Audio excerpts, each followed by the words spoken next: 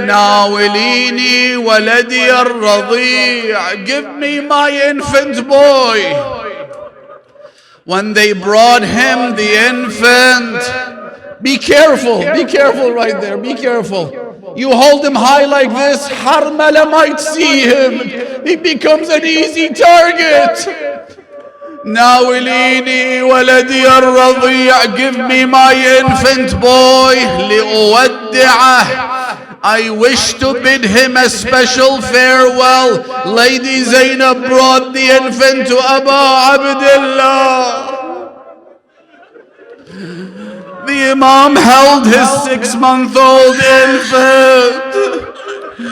He couldn't even cry anymore. He was simply moving his tongue in his mouth, which was dry as wood.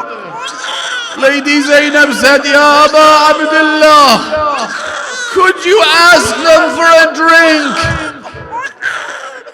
He would have died anyway.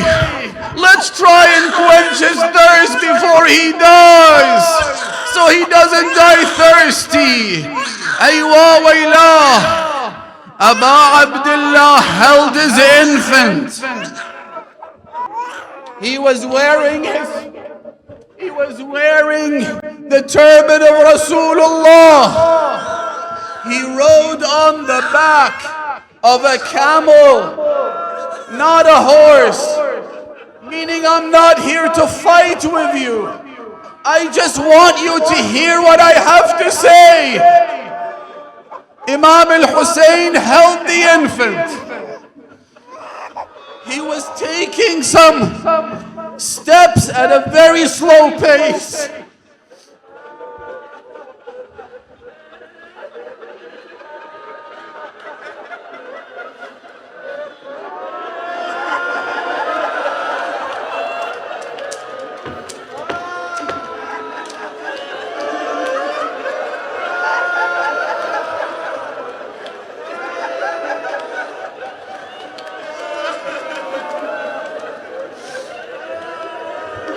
As the Imam was holding him as high as he could, the Imam said, إِن لَمْ تَرْحَمُونِي فَارْحَمُوا هَذَا الرَّضِيعَ.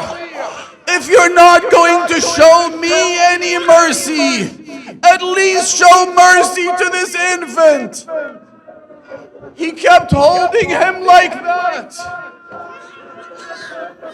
Some of the enemy soldiers, they began arguing.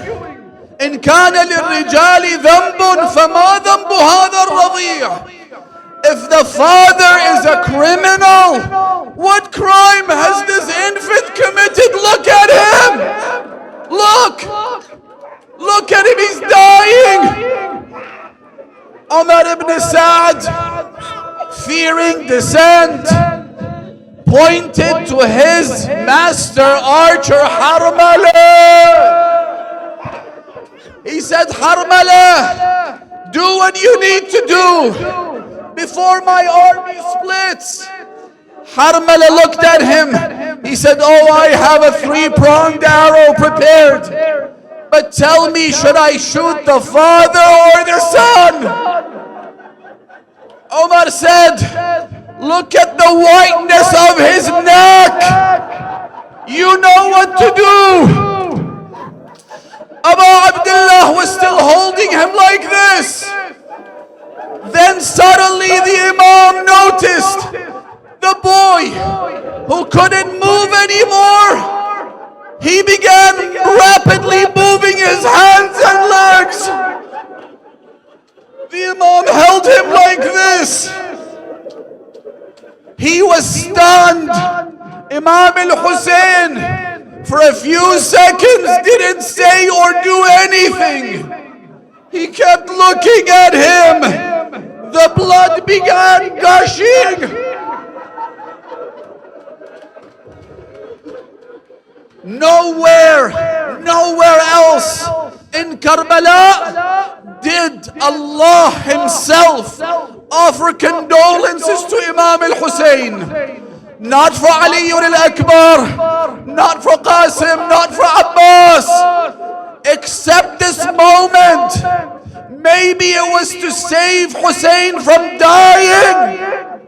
A call was made, Da'hu ya Hussein. Hussein, let him go, let him go. فَإِنَّ لَهُ مُرْضِعًا فِي الْجَنَّةِ. We've quenched his thirst, don't worry about him anymore. Imam al-Hussein put his hand beneath the boy's severed neck. He filled it with blood, then he threw it to the sky.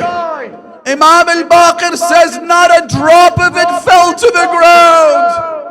Ilahi in kana hada yurdik. Oh Allah, if this pleases you, take as much as you want. Then Imam al-Hussein, having seen this, he's in the middle of the battlefield. He took a few steps, then he went back.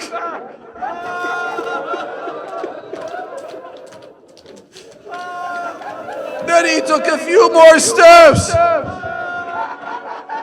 Where am I going to take this infant? All the children, all the girls, they all said, surely they'll feed Ali al-Asghar and bring him back alive. No one thought they would do this. The Imam kept doing this. Eventually, Abu Abdullah knew there was no way he could take Ali al-Asghar and hand him to his mother. So instead the Imam went behind the tent. He then placed the slaughtered infant on the ground, took his sword and began digging a shallow grave for him. Imam al-Hussein never buried anyone else. The only one buried was Ali al-Asghar. The Imam dug that grave for him. Then he put him inside his tiny little grave, which was immediately filled with his blood. Now I want to say one more thing. Ajarakallah baqiyyatallah. Ali al-Asghar was the only one buried by Abu Abdullah, yes. But did you also know that he was the only one who was buried twice? Once by Imam al-Hussein, and the second time by Imam al-Sajjad. But you ask, if he was buried by Abu Abdullah, why was he buried again? Because they came back to that grave. One of the tribes said, you all have a head to carry except us. Someone said, I know a head you can take. Hussein!